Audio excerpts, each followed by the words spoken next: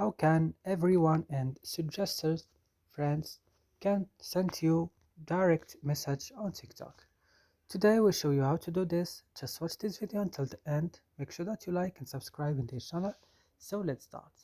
First you will just go to TikTok, then open it. And then when your TikTok is opening, go to profile.